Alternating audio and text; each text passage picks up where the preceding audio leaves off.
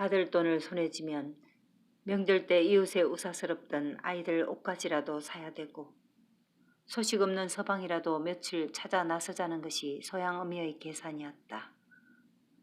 그런 와중에 난데없이 소양이 중매라니. 소양어미에게는 소양의 존재가 지금으로서는 거둘입이 아니고 도리어 거들어주는 손이라는 생각이 들기 때문이다. 당장 오늘만 해도 그렇지. 수협장이 와서 돈을 주면 그래도 소양 몫으로 어른들 반 몫은 줄 터인데. 서방 없이 다스다이 거느리고 사는 소양어미 입장에서는 서방이 대들보라면 소양은 적어도 기둥 하나쯤은 되는 버팀목인데 싶어. 도무지 맘이라고는 내키지도 않지만 할 말도 없이 앉아서 수협장을 기다리는 것이 지루한 참이어서 한마디 띄워본 것일 뿐이었다. 아침에 국밥이나 먹고 나서 우리 천천히 얘기하지. 혼사라는 게 뭐 일륜지 대사인데 서로 간에 다 맞춰보고 또 전자보고 할 일이지. 뭐 어디 함부로 장날 집신 한 켤레 사듯 하노?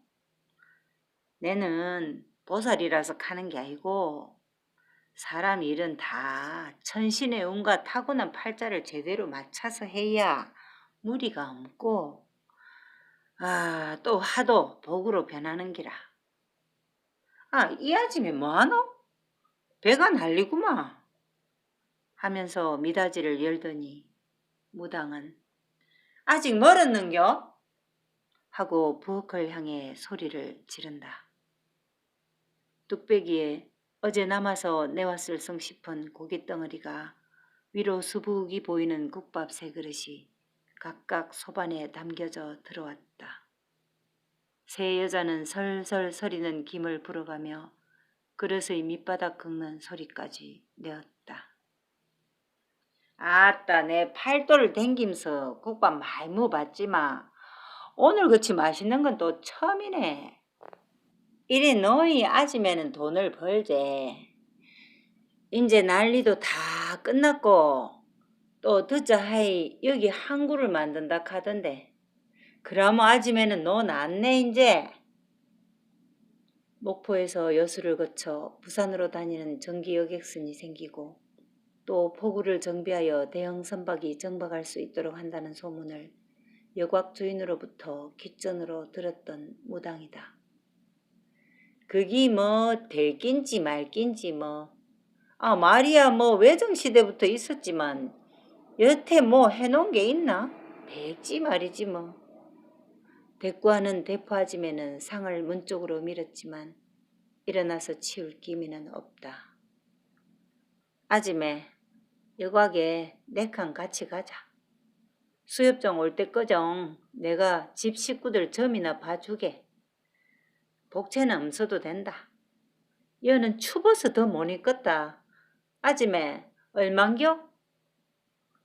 사실 아까부터 소양어미는 복이니 운이니 하는 무당의 설침에 은근히 서방이 죽었는지 살았는지 혹은 살아있다면 어디쯤 있을 건지 등등 또 자기 팔자는 어떻게 될 건지 무당은 알 것 같기도 했다. 이래서 일 없이 공상에 사로잡히면 마음만 사나워진다고 생각하지만 수협장이 올 때까지는 뾰족한 수도 없고 또 오늘은 꼭 돈을 받아가야 하기 때문이다. 외정 때부터 해오던 여곽은 해방 후에 적산가옥으로 처분되었고 타지 사람이 새 주인이 된 지는 벌써 한 10년이 되었다. 소양어미도 이곳에 단치 손님이 들이닥칠 때 부엌에 품팔러 다닌 적이 있어서 눈에 설지는 않을 뿐더러 주인 여자가 그런대로 후하게 쳐주는 싹 때문에 부르면 거절하지 않는 곳이다. 부엌 바로 옆방이라 그런지 아침 군불에 익은 구들이 문을 열고 들어서는 두 여자의 한기를 금세 녹여준다. 바닥에 깔린 이불 호청이 새삼 깨끗하다고 느끼는 소양어미는 소미불 속에 손을 넣으며 호의를 담은 말을 건넨다. 아이고 아침 끄정 사시고 내는 복채도 없는데 그래도 봐주실랍니까? 아침에 내 거서는 대포 아줌매가 있는데 어째 자세한 말을 하겠노? 딸아 말이다. 내가 좋은 데 있으이 내 말대로 하면 아침에 허리 필일 생길 끼다. 여서는 잘해야 뱃놈 사이 보고 과부 맹걸기 십상이고 아니 뭐 대처로 뺏기거나 섬에 가서 평생 물질하고 살 낀데 내가 용왕제 모실 때 아침에 옆에 있는 딸아 보이 얼굴에 복이 있더라. 여자는 뭐 있노? 사내 하나 보고 사는데 아침에도 한번 둘러보구래. 요서 허리 제대로 피고 사는 여편네가 어디 있노? 봐준다는 점은 간데없이 그저 무당 자신이 지나갈 길에 미리 땅 다지기에 급급하다. 중매라고는 해도 말이 중매지 씨바지 중매란 잘못했다간 금이야 오기야 키운 딸 자식을 어찌 보냐며 뺨만 너듯대 맞을 수도 있는지라. 서두를 꺼내기 전에 온갖 넋두리로 혼을 반쯤 빼놓거나 아니면 처량하거나 불쌍한 처지를 더 비참하게 설파하여 무당의 말마디가 동정심에서 유발된 듯 경계심을 풀어헤치게 하는 것이다. 에휴, 말해보이소. 오대 있는 누군데 얘. 드디어 무당의 장단에 첫 반응을 보이는 소양엄이다. 내 말 듣고 아무한테도 말하지 말그래. 내가 아침에 얘기를 우연히 들었는데 마침 내가 지난해 동짓달 무렵에 경상도에서 있었던 일이 퍼뜩 생각이 안 나나. 만석구인데 아가 없어서 누구든지 아들만 하나 낳아주마. 논도 밭도 다 마련해 줄기라고. 소양어미의 눈을 당돌하게 쳐다보며 하는 무당의 말에 잠시 혼란스런 정신을 가다듬은 소양어미가 이불 속에 넣었던 손을 확 잡아 뺀다. 뭐라 합니까 지금? 이게 그러면 혼사가 아니고 먹고 그 첩이나 씨바지 하라는 깁니까? 아우 지금 내는 무슨 중매자리라 해서 마음에도 없었지만 그저 한번 들어볼라 했는데 말 같자는 소리를 하노. 그까지 마이소. 아무리 그래도 그렇지 그게 내보고 할 말입니까? 무당의 눈은 여전히 난리치는 소양어미를 위압하듯 응시하며 아무 반응도 안 보이지만 곧 일어설 것을 아는 무당은 그 틈새를 주지 않을 양 무겁게 입을 연다. 아침에 잘만 하면 논도 밭도 생기고 포구에 어물가게라도 낼 장사미천이 생겨. 아무리 천금이 생긴다 한들 어미의 본능을 떨칠 수 없는 법. 소양어미는 벌떡 일어서며 말한다. 어디 그런 말 같자는 말을 하노? 뒤도 돌아보지 않고 문을 닫고 나가버리는 소양어미다. 무당은 부르지도 잡지도 않는다. 자식 둔 부모는 다 같지 않으랴. 금사초롱에 불 밝히고 머리 풀고 살아주기를 바라는 것이 부모이거늘 아무리 형편이 어려워도 첩이나 씨바지로 딸 자식 쉽게 내놓을 어미가 어디 있겠는가. 하지만 이미 던져진 말은 머릿속에서 돌고 돌 것을 무당은 안다. 많이 돌고 또 돌 때까지 가만히 내버려 두자는 게 무당의 속셈이다. 인근 섬이나 한 바퀴 돌면 달포는 지날 것이고 그때쯤이면 어미는 엄동사리에 신물이 난 형편으로 말미암아 무당의 말을 새기고 또 새겨볼 것이다. 힘없이 걸어가는 소양어미의 발걸음이 마냥 흐느적거린다. 슬프다. 서방이 없어 서럽고 남의 눈에 짓눌리는 자신의 삶이 서럽고 아이 5 내질러 놓고 오지 않는 서방이 밉다. 받으려던 돈도 받지 않고 화를 곱씹으며 집으로 가는 소양어미는 온 세상이 밉고 서러워 앞섭이라도 풀어헤쳐 시키고 싶을 정도로 마음이 화로 가득 찼다.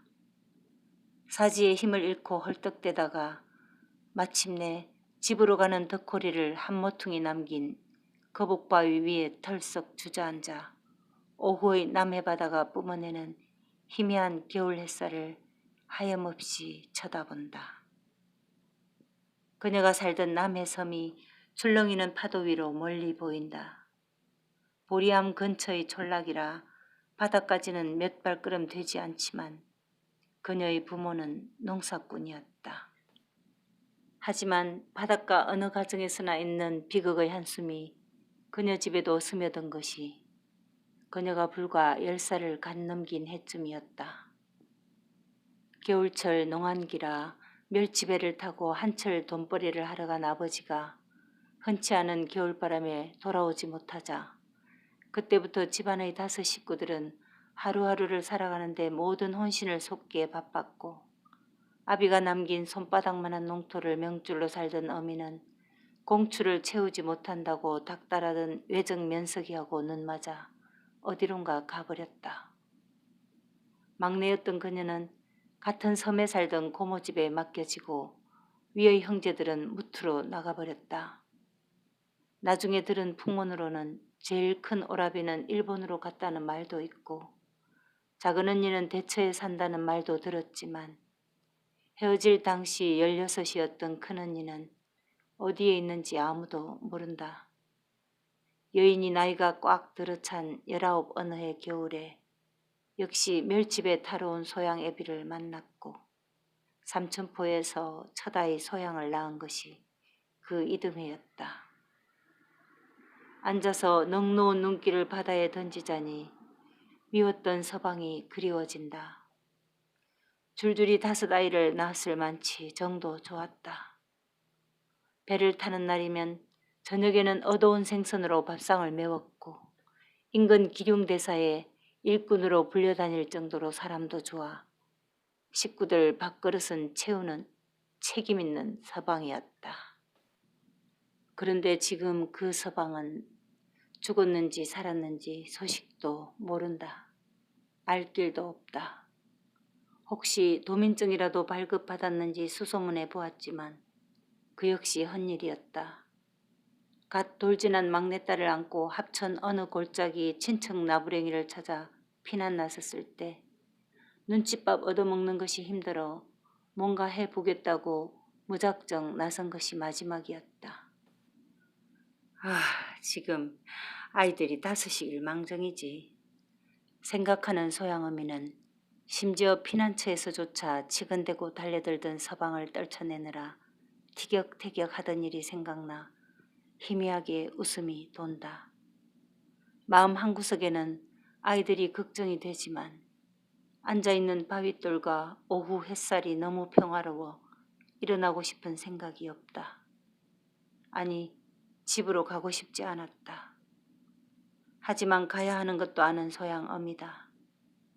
일어서는 다리가 휘청거리며 신고 있던 고무신이 미끄러 벗겨지고 흰 실로 꿰매놓았던 검정 고무신 코가 터진다. 내일 장날에는 수협장 돈을 받으면 먼저 고무신을 한 켤레 사야겠다고 생각하며 한 손에 코 터진 고무신을 들고 집으로 간다.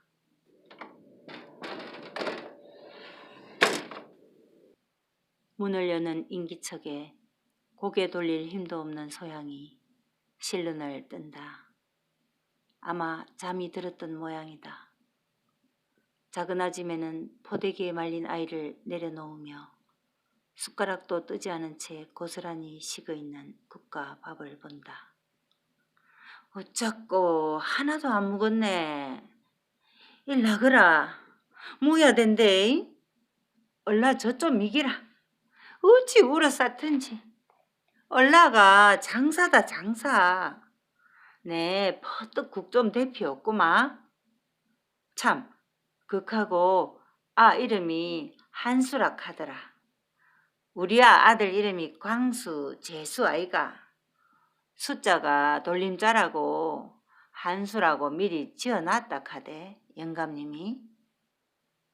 조절거리는 소리를 듣는 동안 소양은 포대기 속의 아이를 곱게 풀어 가슴 앞으로 당기자 아이는 눈을 감은 채 전내를 맡았는지 아직 가누지 못하는 고개를 대신해 입술을 옴짝거리며 칭얼거린다. 소양이 불어있는 가슴을 아기 입에 대자 오물거리며 볼짝을 들이고 내며 젖을 빤다. 쏴 하고 젖이 돌아나가는 느낌 속에서 소양의 눈은 다시 감긴다. 한수, 내가 낳은 아기의 이름. 이것이 나를 여기까지 오게 했다. 낳아주기로 했고 이제 낳았다. 원하던 아들을 낳아주었다. 이제는 동생들과 엄마가 있는 삼천포로 약속했던 나머지 돈을 받아서 가면 될 것이다. 적어도 그것이 어제까지 소양의 마음속에 굳어있던 생각이었다. 그런데 지금 소양의 마음은 어제까지 참아가며 피했던 큰아줌매의 그 냉기스린 눈길에 대한 옹심보다 갑자기 새로 스며드는 원인 모를 복잡한 마음에 혼란스럽다. 가면 되지. 빨리 일어나 삼천포로 가자. 가서 그 돈으로 엄마하고 무슨 장사라도 하면 까짓 못 살 것도 없다. 엄마가 숯불에 구워주던 고린내 솔솔 나는 말린 곰치도 오독오독 먹고 손가락 굵기만 한 멸치를 석쇠에 올려 통째로 입에 넣을 것이고 허옇고 야들거리는 초장에 버무린 미역을 밥 위에 척척 걸쳐 먹으리라. 그런데 지금 통 입맛이 나질 않는다. 그저 억지로 생각만 할 뿐이다. 뱃속에 아이를 담고 있었던 지난 10달 동안 하루가 멀다 하고 먹으라는 그 시커먼 사발약을 먹을 때마다 속으로 소양은 다짐을 했는데 뱃속의 아이만 콱 빼주면 냅다 삼천포로 달려가서 갯벌의 퀴퀴한 냄새를 맡고 끼륵거리는 갈매기 소리를 듣고 먹고 싶은 그 모든 것을 실컷 먹으리라고. 그러면 다시는 큰아지 매년의 내리깔리는 음성을 듣지 않아도 되고 얼음장 같은 시선을 받지 않아도 된다고. 그런 소양이 지금 한수를 안고 젖을 먹이면서 어제까지 먹었던 그 독한 마음이 오늘 갑자기 어디로 갔는지 통 영문을 모르겠다. 어제까지는 내일이 오기만을 기다렸는데 막상 오늘이 오고 나니 갑자기 내일이 막연해지고 두려워지는 것이다. 열리는 문과 함께 한기를 몰고 들어오는 작은 아줌매는 국사발을 상에 놓으며 야야 어서 일 나거라. 국 식기 전에 무야 된다. 작은 아줌매의 부축을 받고 일어나 앉은 소양이 이제야 목도 타고 허기가 지는 걸 느낀다. 뿌연 미역국이 문종이 한 장으로 마감한 방 안의 찬 공기 속에서 모락모락 김을 올린다. 보리 한 톨 없는 흰 쌀밥이다. 김장김치의 잘 익은 시큼한 냄새도 갑자기 식욕을 당긴다. 소양은 입으로 불어가면서 국을 한 숟가락 떠넣으며 아직도 벌건 얼굴을 실룩거리는 한수를 한 번씩 본다. 작은 아줌매, 신덕에서 온다는 유모는 언제 옵니까? 그기야 네가 3-7일 지나고 나면 온다 카더라. 니는 그저 많이 묵고 기운 차려야 된대. 그러고 하기 애롭겠지만 니는 아한테 정주지 말그래. 형님이 카더라. 밤에는 안방에서 재운다고. 그게 될란가 모르지만 아가 뭐 여산 울어 싸야지. 밤중에도 몇 번은 저 찾고 울어 쌀 낀데. 목으로 넘어가던 미역국이 왈칵 치솟는다.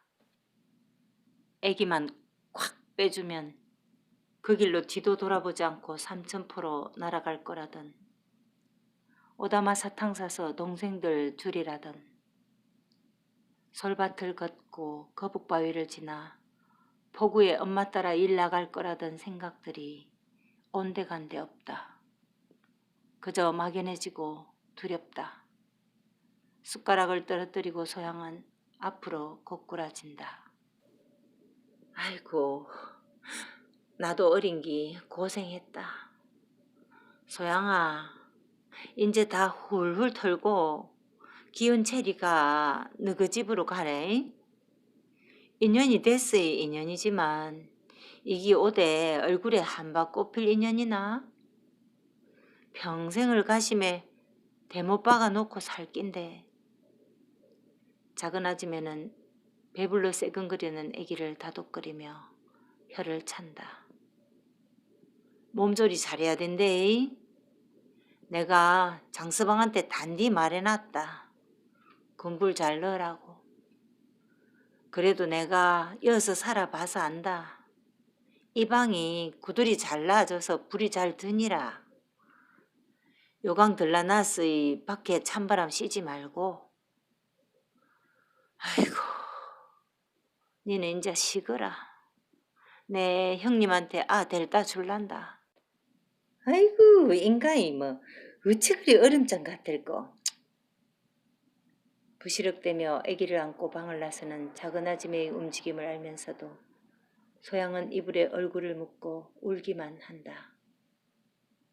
밖에서 장서방이 부엌에 뗄나무 들이는 소리가 들리는가 싶더니 큰아줌매의 목소리도 들린다. 장서방, 대문에 금줄 내다 걸게. 아무 대답이 없다. 장서방은 안방 큰아줌매를 부르는 법이 없다. 대답하는 일도 드물다. 자기보다 한참이나 나이 어린 여자에게 부를 마땅한 말이 없었던 게 이유인상 싶고 또 변하는 시대 따라 더 이상 반가가 대우받는 사회는 아닌지라 용건이 있으면 대명칭 없이 말을 하고 시키는 일이 있으면 대답 없이 그저 일을 하는 게 장서방의 태도다. 처음 큰아줌매가 시집왔을 때만 해도 당시에 있던 나이 많던 머슴은 젊은 새댁 보고 아씨라고 불렀다고 한다. 심지어 작은 아줌매가 혼사를 치르고 지금 소양이 누워있는 아래채에 신방을 차렸을 때도 작은 아씨라고 불렀다고 했다.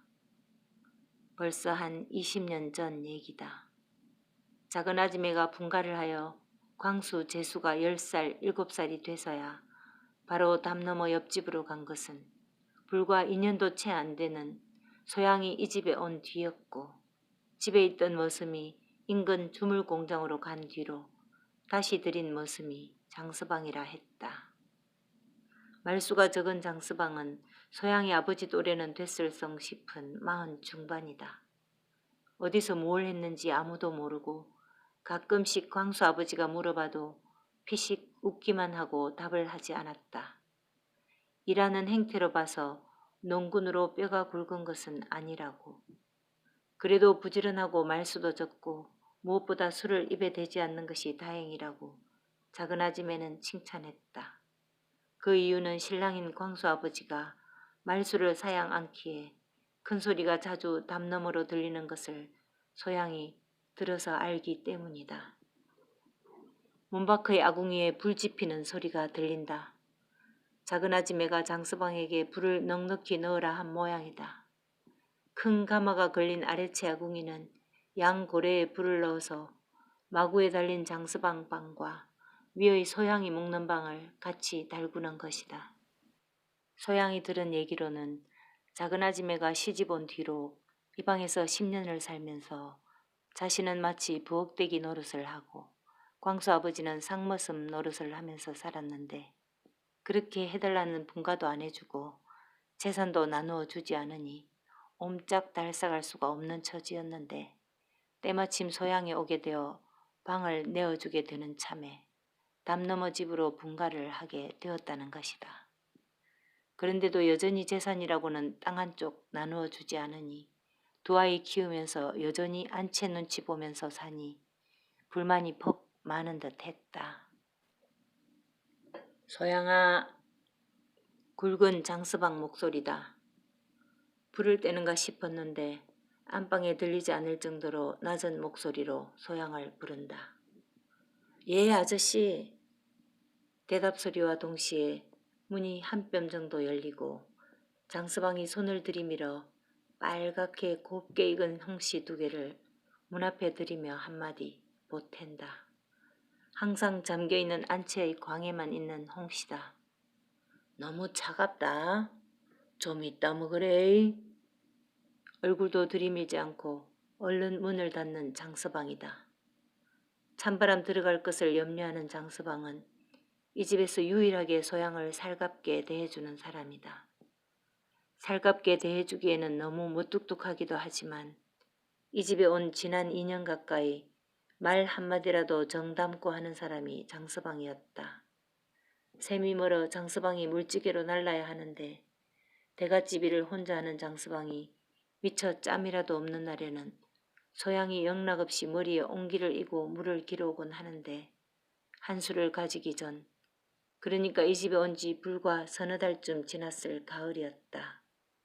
소양이 물동이를 머리에 이고 돌뿌리에 걸려 나무둥치같이 앞으로 넘어지는 바람에 이마에 피가 나고 밤톨만한 혹을 달고 다니는 것을 장서왕이 본 후로는 아무리 바쁘고 심지어 늦은 밤이라도 부엌에 묻어놓은 사람 키만한 물장독을 열어보고 물을 채워 놓는다든지 소양이 무거운 것을 이거나 들 때는 안채의 눈을 피해가면서 빼서 거들어주곤 했다. 고맙다는 말도 채 하지 못한 소양은 가몽씨를 집어서 윗목에 놓인 바느질 그릇 속에 담아 놓는다. 작은 아줌매는 봐도 상관없지만 혹시라도 유일하게 안채 광쇠대를 가지고 있는 큰아줌매가 와서 눈에라도 띄는 날에는 괜히 장서방만 곤란하게 할 것을 염려해서다. 열쇠도 없이 안채에 있는 광의 문을 열 수 있는 사람이 장서방이다. 작은 아줌매하고 소양만 아는 비밀인데 가끔씩 영감내외가 집이라도 비우는 날에는 작은 아줌매는 장서방을 졸라 돈이 될 만한 깨나 콩, 팥 등등을 얻어내고 그걸 함창장날 내다 팔아서 돈으로 바꾸기도 한다. 그런 날에는 아줌매는 소양을 위해 뭔가 장에서 사오는 걸 알기에 기대되는 날이기도 했다. 긴 하루가 가고 있었다. 후련할 것도 없지만 후련해지리라 믿었는데 오히려 마음만 천근같이 무거워지는 것을 이기지 못하는 소양이 도로 누우며 옆의 한수가 놓였던 빈자리를 손으로 쓰다듬는다. 안방문이 열리는가 싶더니 큰아줌의 인기척이 들리고 곧이어 방문이 열리며 큰아줌매가 들어선다. 아가 배가 고픈 모양이다. 꼭 필요한 말만 하는 여자다. 표정도 없이 눈을 동그랗게 뜨고 고개는 늘 빳빳하게 세워 항상 사람을 압도하는 태도다. 그것이 미워 작은 아줌매는 소양의 편이 되었고 그것이 눈꼴 사나워서 장서방도 소양이 편이 된성 싶다. 소양도 아무 말 없이 내려놓는 한수를 방바닥에 닿기도 전에 얼른 받아 앉는다. 아래채 방에 여간해서 발걸음을 하지 않는 큰아줌매가 한수를 손수 안고 온 것이다. 아마 저녁 준비에 바쁜 동서를 부르기가 편치 않았던 모양이다. 앉지도 않고 선 채로 여인은 내려보며 한마디 한다.